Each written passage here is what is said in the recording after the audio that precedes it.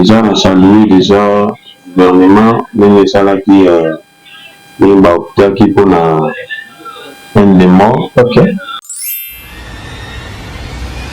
Assez nous bana mboka. Pour ça madame Judith Kuluka chance, la bonne chance. La nationalité, nous allons pouvoir pour juger ce qu'on a pour le bélier à fonctionner dans les assignations. Et moi je te forme que si c'est que dit Félix, majoration de salaire à salaire, nous tout par exemple dans nos 100 000, alors jusqu'au 250 000. Merci. Magazine ma pro mag.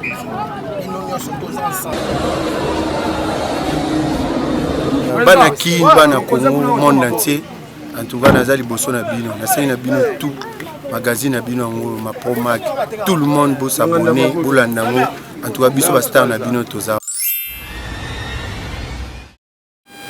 Merci beaucoup na Mboka Chika Bozali vraiment belé liboso ya betando na bino na ba ordinateur na internet na chaîne YouTube Kitoko oyo et Chika Bolandaka mingi émission na bino ba politique oyo za ko sala mosala Kitoko pe bino nyonso bozala liboso toujours ya ba ordinateur ya kolanda émission Kitoko oyo et lelo kaka ndenge na lobaka ngai Robert Kutinga na mbele bino mwana mboka Joe Tshisekedi oyo asimbi jeunesse nyonso ya RDC na lobaka na bombaka te jeunesse RDC simami be na mwana mboka encore aza pe jeune akosala mosala kitoko pe mokonzi mboka apprécier parce que sa façon de parler na makambo amemela kozolanda vraiment que te mutu oyo mokonzi mboka koluka yeyo e nazopesa esikasika maloba tomeka koanalyse tolobela makambo ya este tokomi na niveau nini tolobela makambo ya ndeko nanga pourquoi aza kosala boye parce que ma précision vraiment est valable la vérité to koyi bobe et pas mon mboka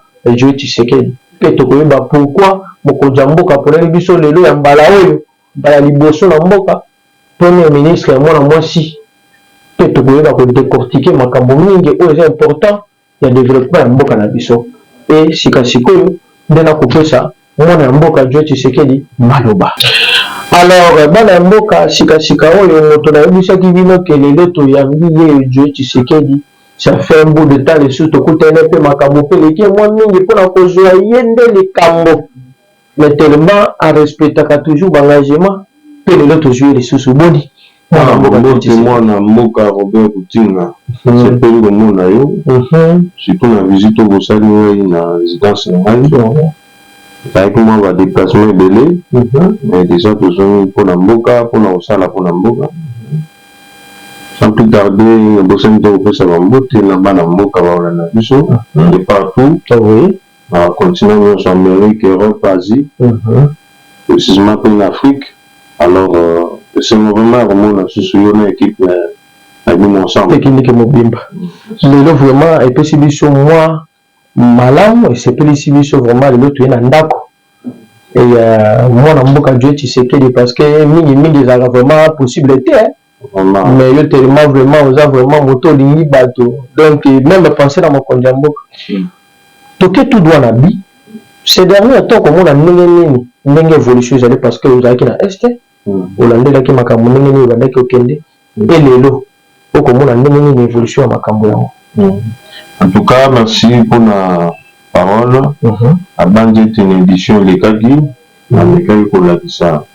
Une émission dans les qui na Est, Mboka, à soulever le point que j'ai un problème d'infiltration. Infiltration, les gens comment dirais-je, les gens armés, ils ont pris la population.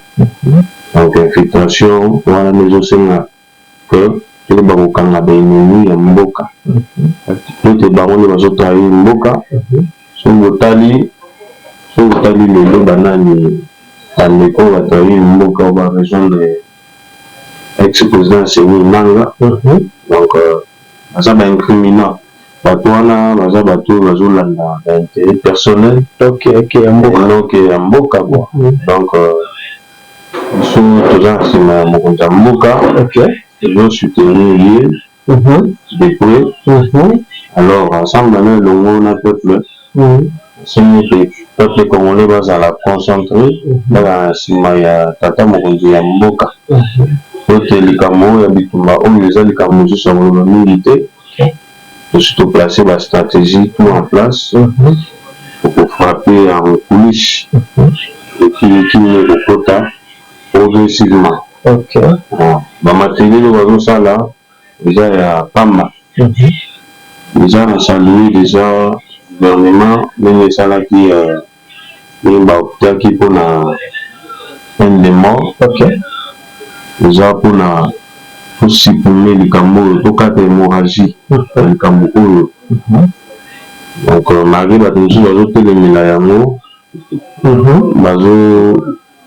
bato bazotelemela yango ebandi ete baza bato oyo baza mpe baallie na baeni ya mwa mboka ngai mwana mboka Joseph Tshisekedi président mouvement libéral pour la jeunesse azoconscientiser jeunesse congolaise bazala prêt poke tokata tosimba elongo mboka na biso na tata mokonzi oyo azolinga mboka oyo poke mambo oyo esila asalue déjà choix ya chef de l'état ndenge ndenge anome mwana mboka na oyo ezalaki mpe surprise bon mpona eza surprise te na présentaki yango déjà pour parler d'ailleurs na présentaki yango pas pour parler mais bon naza motu ya politique na présentaki yango puis etombe kaka na motu nga ndengenga c'est vrai madame Judith Toluka aza mwasi moko azanga mwana neti mwasi te aza mwasi na physique mais na mental aza neti mobali c'est vrai aza mama oyo asalaka mosala ne na silence choix wana je pense que eza choix ya libération ya mboka c'est vrai bana mboka babengi de partout pourquoi sapeleta atie mwana mwasi est-ce que ya kokoka mais toloba mpe na moment oyo na makambo ya este vraiment ezalaki possible tosola yango mpe mwa bien ndeko joe bon je pense que aza moto atondami na baexpertise ebele asali na bisika ebele aza na badiplôme ya bamaîtrise ebele aza nango malgré kaka diplôme nde defandaka te mais esengaka mpe sagesse ezala bandi ete bana mboka baolandanga na monde entier bazala na kimia donc tosoutenir ye tosoumetele ye mabe te aza na motu oyo akosala po ke makambo na biso eleka malamu otangi mpona bitumba este je pense que la stratégie eza mise en place akotravaille longo na tata mokonzi akolanda lokolo ya tata mokonzi makambo kende oto babenga epai estce oyo ekokita estce bobo okita c'est ça le problème surtout social asengi bino bana mboka topesa madame Judith Toluka chance la bonne chance na nasali te toza na pouvoir ya kojuge te keba basi bakoyebisa biso ke moni biso nde tosali koleka bino mibali seke keba gouvernement ekoma basi na basi bon na baniveau ya baintellectuel je pense pas que makambo ya genre comme femme homme ezalaka te soki asali kobeta maboko eza mpona bolamu ya mboka eza te ke comparaison oyo basi basali koleka nano eza babio moko trop bas ya bassesse biso tofongoli motema nde tata mokonzi afongoli motema to sans plus tarder déjà dans peu de temps toluka tozala en contact na mama Judith poke toyeba mpe kopesa ye likanisi mpona jeunesse oyo nga naosenga na mama Judith nabengaki mama parce que aza mwasi moko aserespectaka makasi osenga na mama Judith ayeba koyamba ngai tomeka kopesa makanisi concernant jeunesse congolaise po chef de l'état alobeli mpe ya makambo ya jeunesse oyo depuis na Paris du peuple baki tout travailler ensemble alors biso toza wana na nsima ya tata mokonzi tolingi babiloko mosusu te ke ono oyo mpo azaki ngani te biso tu toza bacongolais biso d'ailleurs tokombata puisque bato ebele tozomona lelo surtout yo na yebi yo zoki le kala banzela belé banzela na pesi mwa mboka Augustin Kabunda Mbote CG on a ce nom dynamique très dynamique ça va correct on a bien qui sur la porte-parole c'est déjà mon tour dans l'eau c'est là comportement naïf. Voilà pourquoi le chef de l'État fait sous confiance. Confiance à vous, à la formateur. À la formateur. Donc je pense pas déjà à sentiment. On a saisi la maman Judith à ça la vraiment exploit. À ça la exception. À ça la vraiment exception na course au hasard on a formé gouvernement. Congolais bazozela biso de partout. C'est ça. Tunarama na mboka de Tshisekedi bunaka trop pourquoi zokota pete pour exercer na bibo tokokota toza pressé mais toza de près on nous a volontaire chef de l'État à travers maman Judith toluka yango na biso lancer appel wana parce que déjà na meka boza en contact mais jusque là elle est trop prise encore entrer des choses tout ça attends ça lobby déjà organisé les prises donc je pouvoir nous officiellement donc je crois que il y a moi le coloba bana mboka basalaki nous ensemble baka mama Moïse alors lelo tokomona makambo na rajouter makasi ya kokena est il commence à faire ce genre de choses qui arrive à koyawa beaucoup tambisa mboka ndenge esengeli te jeunesse jouer okoloba nini mpona makambo ya passion bato bakosala na mboka na biso Kongo eske eza mpona babien privé na bango to eza mpona intérêt ya population bamoni ke bayi mboka bakotambisa mboka bene bon en tout cas na commencé voir ke bandeko bangandanga malamu na banzi te ndeko nanga aza kutu charge ya mboka te ngai mwana mboka to Tshisekedi aokanga ye jeunesse de la force oui aokanga ye na oyene na bisasa mamangunga azosala wana chef de l'État na ntango olanda ye te tofrappe barebele nyonso wana tozoyeba complot complicité eza wana tozolima koidentifie bato wana maleme nanga makelele na ye eza makelele moke fallait peuple congolais comprendre que bazocombattre moto aza na vision oyo koprotéger peuple congolais bazolinga babebisa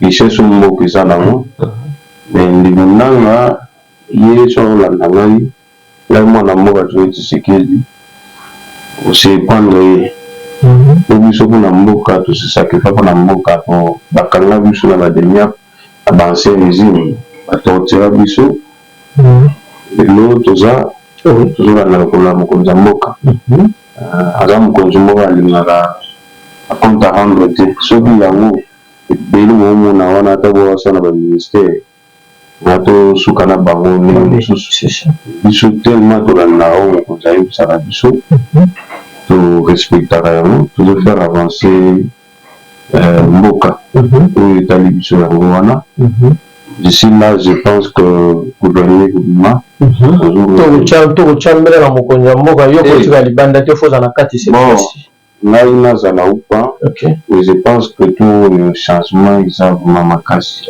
bozala surpris déjà boza surpris na premier ministre d'ici pe bomona mpe bilongi ya sika yango nde bana mboka jeunesse ekozala parce que jeunesse je rappelle que jeunesse eza 65% ya population alors ezosengaka bazala mpe majoritaire la problème eza epai sotali na bacompte tiktok na ngai Joe Tshisekedi ifana asalaka baintervention naomona bandeko mosusu baza mécontent bamosusu bafingaka ngai pourquoi ezosoutenir pape Tshisekedi puisque après mosusu makambo mosusu oleka bien te asi bango te c'est question ya temps makambo ezo évolue mais tozomonela biso tovanda na petit peuple alors toza super déterminé mpona koaccompagner chef de l'État mpona kotya peuple congolais kimia so toza bato oyo tosalanga na sentiment te Bini bitumbo bilote longona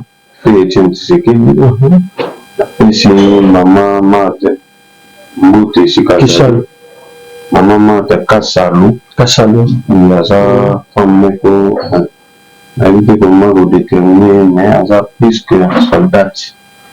C'est la carrière barrière. Donc maman a était le fait. Etienne Tshisekedi a côté na yinga na yene na ndinga mwasi lisusu azoka na lisusu yango wana mama mwana mama mbale za Etienne Tshisekedi. OK.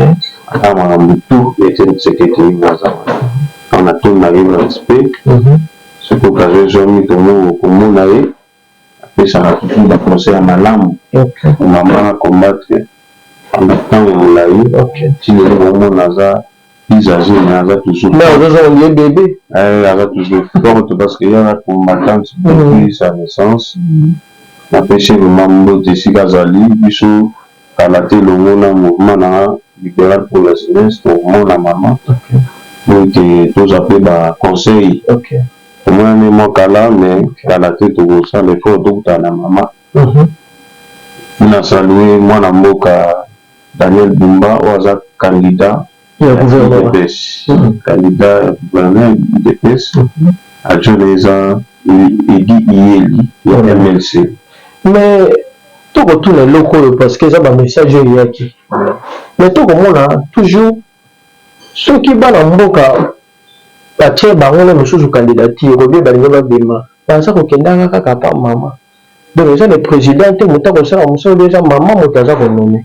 Bon déjà pour la question là on a rappelé que maman aza au cadre ya DPS et puis membre fondatrice de DPS. C'est normal ce que nous sommes pas au monde là ils appellent base à conseil. OK. Cela n'empêche pas maman zana la membre fondatrice faut toujours on a beaucoup. Donc ça bon maman zana tout mon père ajoute la putain na maman zana on était disséqué. Donc il nous maman na image c'est disséqué. On a semaki bana mboka bazala déjà prêt parce que dans un simaya candidat Daniel Bumba. OK. On a mwana mboka nayebi ça j'aime vraiment azala déterminé na misala aza eli ya lokola ya omona ke ngona na chaki candidature. OK. Na sai appel na ba candidat na ba électeur na tout bazala simanaye lelo ati a postulé comme gouverneur photo simbaye to chaya comme place wana. OK. Na panzi tenaye do image ya bila picha ça mwana mboka Daniel Bumba. C'est sûr. Donc c'est sûr. Asa très sûr. C'est vrai. Asa vraiment très sûr. Pour la ville. Ndeko nous moto vraiment la jeunesse au capacité. Oui que vraiment tali foule ndenge comme la RDC ezala bongote mais za ko bakama kaka na banjete oui makambo na nyonso okutana pe longona mwana mboka Bumba. OK. Après reçoit mo quelque temps surtout pour za tane technique tokozala wana pour accompagner le makambo malamu ko sa mokoya pour solola kotalisa déjà mbela makambo oyo touché mboka ye moko ayebi déjà pour rappeler lisusu po bana mboka bakozala nsima na ye ya kotravaille na image ya chef de l'État. Donc akorespecte vraiment baligne seni ete baprovinciaux toza balingi na biso baza baprovinciaux bakopesa chance pour que azwa siège wana ya gouvernorat et puis la Kinshasa. Donc je pense que c'est ça vraiment la soutenir n'importe qui. Parce que la choix n'a toujours réfléchi. Donc je pense que le peuple d'abord. Le peuple d'abord. Depuis Bozala ba combattant. Avant bourgeois. Si le autre va combattant, si le autre va combattant, le peuple d'abord. Tout comme la niveau de l'économie en Moka. Les peuples d'abord, tu vois, na social. La économie mboka plus sociale. Tu dis au pèsina va mituna ya malamu. Ça va mituna si mboka. Nazo loba peuple congolais na nanga. Je pense que la esika économie to sociale, il va quand même nous déranger, nous sentir que Bandaka. Tilelo. Bon, Tilelo, nous lobela. Changement, ils ont côté ma capacité. La bande na lobby awaka. Maman, je dis Toluka, azala touro na baso moko réfléchi. Parce que chef de l'État a si chance. Na bandeko baleka ki wana me basuni bokate. Dans mon économie pays, au monde social n'en parle même pas. Zoluka bateau au travail, biso rosa déterminé pour réaliser ma devoir peuple congolais. Pour que le peuple congolais fasse un akim, ali à madame, commission de visa à madame, Inch'Allah Izala. Donc je pense que nous avons mandat et renaissance. Nous avons avant. Déjà, sous gâteau, ils ont continué. Bon. Pourquoi que père de Bokiste Kabou y en a invité? Je pense que. Vous respectez ça? Bon, nous sommes toujours au pouvoir de la partie, respecter la constitution. Donc vous jetez. Je pense que Makambo a toujours en cours au deuxième mandat de la première année. Donc, à Zana, non? Quand vous respectez à Zana, non? À Zana, non, parce que vous avez le deuxième mandat. Ok. La vie que vous respectez, la vie n'a pas de quatre ans. Ils sont toujours normal. Ok. C'est comme ça. Merci. Mais il faut regarder à Zana. Ah, ok. C'est une question, on va c'est un belé. Quand tu as fait en 2028, vous avez fait du monde. Ok. Vous avez fait du monde, on est en Zambie. On a voulu définir le futur. C'est ça. Mais pour le moment, il est à Zanam. Il faut réaliser la promesse et puis la projet. Nous sommes été un mot carré à la Bosso. Tolingi et Mingi, où y a le bac à Kokisa. Et tout ça, l'âme, cette fois-ci. Parce que Batouba Kolé là, fonctionnaire Kolé là, na domaine nyonso koyeba oui ba fonctionnaire ba sali ba kolela nini balelaka kaka le salaire na bango même si eux gotier majoration wana mais ça ne tient pas toujours et moi papa on a 10 enfants à rejoindre 250 000 ou bien 300 000 les Robert na bande te pour la place wana République démocratique du Congo Zara Kinshasa tout ça la province tombe belé oui alors tout ça à l'Ikambu, par province, tout ça à l'Andam, ou comment ça dit? Toto Kotoche Congo, précisément, il y a la famille qui est Kinshasa. On a ce qu'on a pour le à fonctionner, à la des assignations. Et moi, je te forme que, si c'est que dit Félix, majoration de salaire à salaire, nous, tout par exemple, dans nos 100 000, alors j'ai escodé ces 50 000. Supposons, les changements. Mais les changements, c'est toujours paix. Mais toujours paix. Changement, il y a qu'à d'écouter. Autant qu'on soit, vous foutez comme ça, 50 ans. Depuis tant qu'on soit combien de corps. Mais comme Makambi a débuté, ça le nous. En 3000 secondes, de ton yokati. Bon, ouais, maman, les officialités. Ah, ok. Mais sur le compte officiel, il y a la spéculation. Je pense que. Mais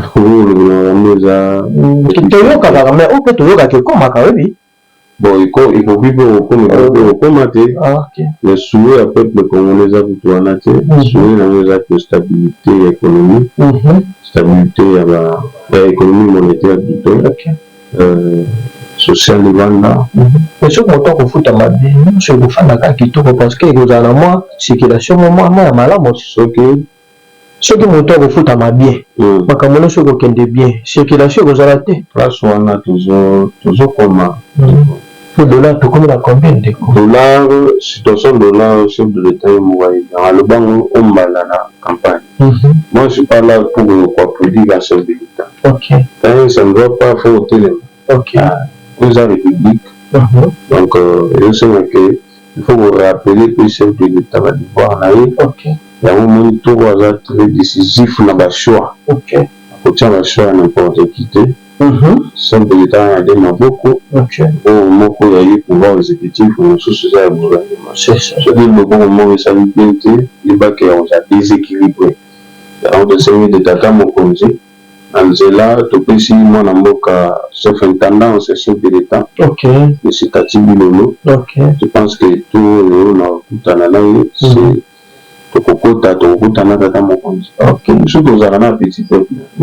Il faut kosala pe effort ya kokutana tata mokonzi. Magaza na diverse akomani tokokutana na ye tokopesa etando po ayiba pe ndenge nini ya kosepelisa bana mboka. Oza de partout bana mboka bazolela bisika ebele po tozobelela tata mokonzi ayeba azo esprit ete sekiriti asa ezala tata mokonzi azwaka chapeau wana atiaka yango vraimen toyebakaki yango te appliqué, mais déjà pour tout, je vous informe que ça descend pour espoir nous aussi avec et madame Poisson, gouvernement, nous, en tout cas, biso de Bonito, de Beleli, de Lebete, tout, les attendent la Renaissance.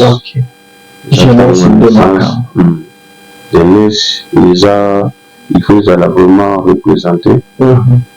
Kaka bango kaka tete pour badoko ya kozao nde wana ya kafanda no za jeunesse mais si ko tuna lelo bato bapundi ba vrai combattant bazali alors ba pasa moka alors bango nde ba fuba banda wana siko to ko tuna na lelo soki malobo yo lobi lelo ke bilongo yo yebi wana bazongi lisusu na gouvernement to kosuka boni soki ke bilongo yo nezongi lisusu en tout cas biso tokotelemela yango nga neti na ngambo na ya mouvement libéral pour la jeunesse tokotelemela yango parce que tokoki kocontinue so na baantivalere te basongi mokonzi te ana kotelema na kotamba na bato na nzela chef amonaka tozoproteste mpona makambo wana plus ke torevenir baantivalere basongi mboka te la réalisation ebele esalemi na mandat passé eza mpona chef de l'État bo omona chef de l'État ye mpo asalaka suivi koleka na baministre na badg ayaka secrétaire azolande parceke bato abongo yoko bakolongisa bango mosusu eza si etozonga te pense que biso bandeko baolanda biso fo bapartage balien ete message ekomaka de partout. Donc c'est ça. Merci monsieur Joe, je pense que tout comme on a la souka. Il y a ma salon mission et le ma caresse la mission de l'eau. On va te balayer là qui la part na you.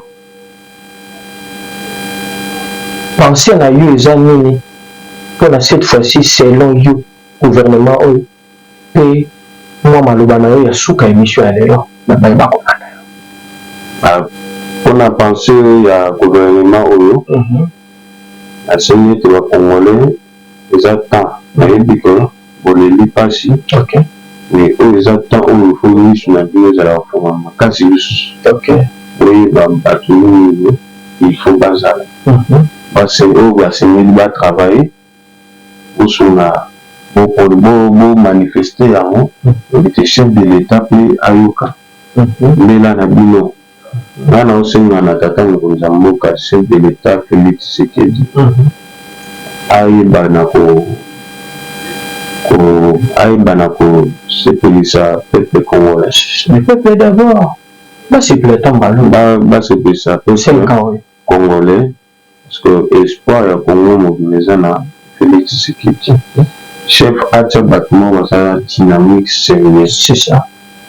Seulement pour moi atia bato oyo bafigurant toyebi te parce que bafigurant wana baza na bacercle fermé na bango baza bapolitique na bango basalaka yango ezomema mboka liboso te bilengi baza ebele bao mpe bazali bakotravaille baza ebele bato mpe baza na bacompétence na bango baza na bamaîtrise na bango bazali bakotravaille totiela makele mingi te mais tosengi ete peuple ayeba na kopanza message oyo ezala maman Judith Premier ministre esika azali amona message oyo atenir compte à éviter babiloko ya inutile, à éviter biloko ya influence azala direct chef de l'état sa nommé ya moto akolongola te wana soza chef de l'état te oyo toyeba réalité ebele na mboka oyo bamingi baosala 12 bainfluence ebele eza basimbise batushe azala maélere azala soldat moko aza na bitumba ayebi bapasi eza nsima oyo eza na kati ya mboka banzala nyonso ya mboka bikina motu na ye banzala nyonso eza na motu na ye eza pasi moko légère te azala vraiment déterminé biso toza na nsima na ye je pense que so aza déterminé ekozala malamu parce que mboka ezosenga changement ezala vraiment le plus possible parce que pas si tout n'en parlons même pas et insécurité parce qu'on a eu de l'eau je pense que son naza ministre intérieur a écrasé bateau tout pour organiser un mboka surtout na niveau ya l'intérieur yango moni peke malamu te intérieur yango ya makambo yango eke malamu te c'est tout bon wana eza population nini tikojuge soki te bakomelaki message yango natalisi yo population convoqué bon biso tolala mpona kokritike te me toaka mpona kopesa baprevaleur je pense que neti na intérieur wana esi jeune moko par exemple neti nga toleti seki azo intérieur wana je pense que kimi okota parce que yo moto tosimema jeunesse mpe mwa makasi yango nde entre nous la jeunesse toyebani je pense que toza vraiment na makasi énergie wana na expertise eza nango alors eza question kaka chaque fois apesa chance pour que toyebana kopesa le meilleur na biso bakimbangisi bazwi chance bon bakimbangisi te baza bacongolais baza bapatriote mpona kokreye badébat te nalobi kaka donc je pense kutusunga mboka le 6 ekomi férié solo le 6 lobi samedi eza férié mpona kimbangisi mekomi entandi nyonso bon eza mpona chef religieux kimbangisi asalimaka mebele mpona mboka chef de l'état mingi apesaki sapo koye koma créé eza vraiment respecté donc toka na sepeli nini tobolandinga lisusu koma na ndako donc merci je pense que actuellement tozala lisusu mingi oyo toza concentré toza vraiment tozala nde concentré bosunga bana mboka na information malamu alors tozela gouvernement oyebisa bana mboka bazala kimia bazotia bato oyo basengeli oyo bakoaporte un plus mais sinon soki que gouvernement eye eke na baventure tokana basanga na peuple ya bino oyo eza gouvernement ya masécurité donc je pense que le meilleur reste à venir esi botondi mingi na mokonzi ya mboka ndenge azobunda ndenge aza na susi ya mboka esi bapeuple congolais esi madeni sokote sans oublier mwana mboka Antoine Tshisekedi donc toza ensemble na chimini na Christian Tshisekedi chimini ndenge abengaka ye wana aza alemania ye aza motu moko akavayaka na polise makeyele ebele te aussitôt nga mpe napesi bongo mama akasi ya mbote honorable esika azali vraiment pourquoi pas na papa honorable batomona na bango banso esika vraiment ezwi bino je pense que tozalaki na mwana mboka Dieu Tshisekedi yeyo vraiment oyo asimbi vraiment bongo jeunesse vraiment jeunesse na maboko na ye et lelo toyambaki mingi toyaki vraiment ayambi biso na ndako na ye donc ezalaki vraiment kitoko tala ndenge émission eza koleka bien parce que il peut s'amener motonyo surtout la katanda kwa moto kwa babino boy vraiment la kisi kaza vraiment amour ya bato nde bato vraiment nde ya kotia na place où esengeli basa. Donc merci beaucoup monsieur Joé. Merci pour la téléspectateur nous sommes à la biso. Tout tika ni bongo na yo. Merci. Journée malade. En tout cas, pareillement. Merci.